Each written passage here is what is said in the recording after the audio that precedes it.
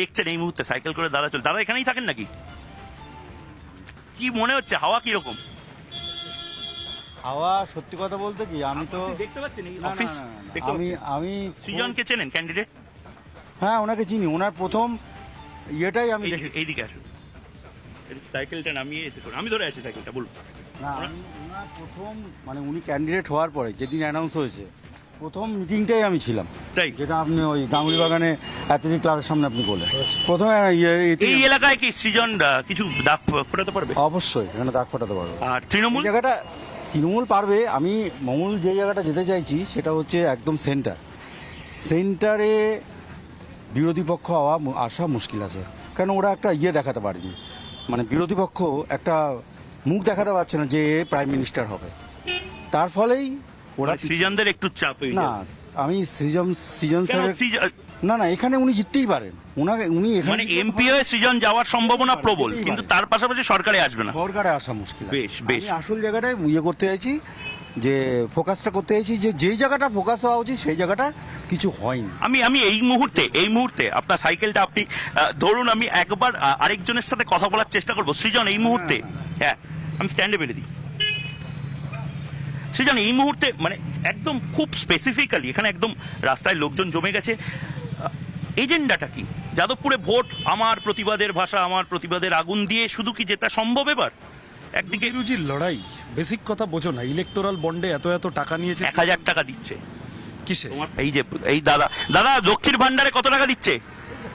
হাসছে, 1,000 টাকা করে দিচ্ছে, হলো তো কত করে মেরে দিচ্ছে বলো? সাইকেল দিচ্ছে। তাহলে আমি বলি, বলো এবার। ওষুধের দাম, বিদ্যুতের দাম, তুমি সকালবেলা যে দুধ চাটা খাও বাড়িতে, সেই দুধের দাম বাড়িতে জিজ্ঞেস করো কোনোদিন? কিন্তু এই প্যাকেটের দাম কত ছিল, কত হয়েছে?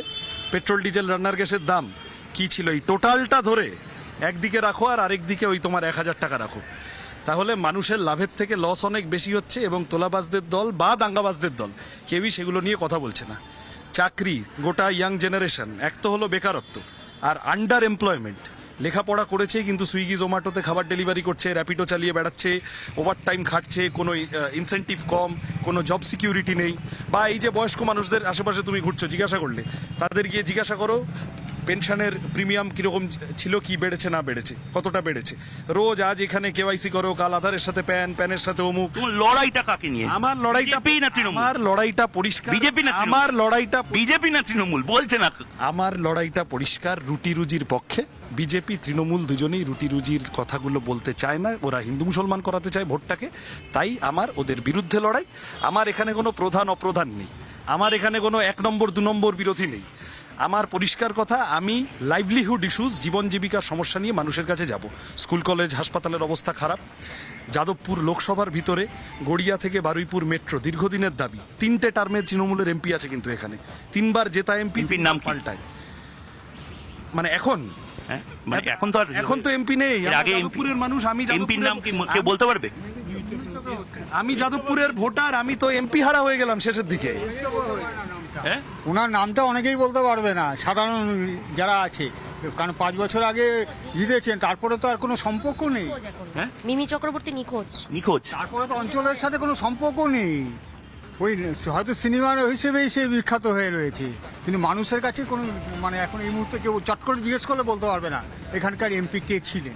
সৃজন, এই জায়গাতে আমার খুব খুব খুব প্রয়োজনীয় একটা প্রশ্ন করার। আমি এখানে দাঁড়িয়ে যখন রয়েছি, তার চারপাশে একটা সময় ওনারা জানেন যে প্রচুর কারখানা ছিল, সেই কারখানাগুলো বন্ধের পেছনে মমতা বন্দ্যোপাধ্যায় আজও বলেন, আমি ক্যামেরা একবার দাদার দিকে নিয়ে আসার চেষ্টা করব, আপনারা দায়ী, আপনারা দায়ী, আপনারা দায়ী। ওপারে সিপিএম এবং এপারে সিপিএম, মানে কলকাতা জেলা এবং যাদবপুর জেলা। এটা খুব ইন্টারেস্টিং জায়গা, এই মাঝখানে যে এসসি মল্লিক রোড। সারা পৃথিবী জুড়ে নিউ লিবারেল ইকোনমি থাবা তো একদিনে নামেনি, দীর্ঘদিন ধরে নেমেছে। সারা পৃথিবী জুড়ে ম্যানুফ্যাকচারিং কোম্পানিগুলো শুকোচ্ছে, পারচেসিং প্যাসেজ যখন কমে তখন এই অবস্থাই হয়। সারা পৃথিবীর ফিচার। গুজরাটে, উত্তরপ্রদেশ, ভারতবর্ষ এটা থেকে বিচ্ছিন্ন নয়, কোথাও কোথাও হচ্ছে।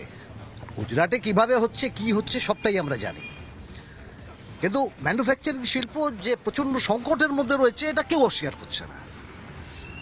সেটা ওই মানে সেই জায়গাটা অনেক বড় বিতর্ক।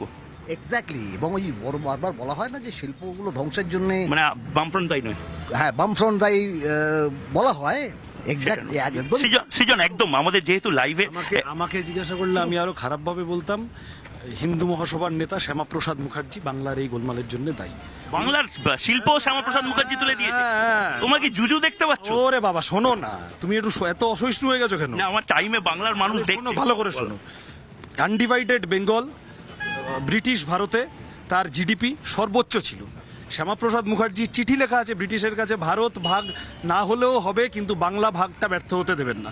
এই যে বাংলা ভাগ হয়ে গেল, তাতে করে বাংলার ইকোনমি যে ধাক্কা খেলো, পরের 50, 60, 70 বছরেও আজ অবধি আমরা সেই গোলমাল। সেইটা একটা খুব বড় বিতর্কের জন্ম দিল সৃজন এই রাত্রির বেলা। কি করবো জানতে চাইবে না তুমি?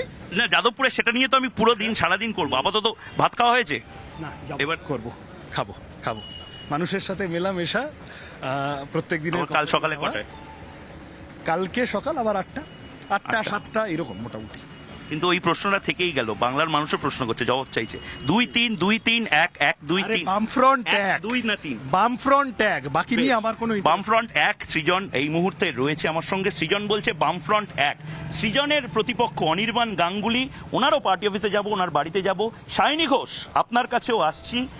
এই যাদবপুরের মাটি থেকে, যে যাদবপুরের মাটিকে একসময় বলা হয় বিপ্লবের মাটি, সংগ্রামের মাটি, মা মাটি, মানুষের মাটি, এই কোন মাটিটা আসলে টিকে যায়, সেই লড়াইটা বোধহয় এখান থেকেই শুরু করলাম এবং এখানেই জবাবটা আমি চাইবো।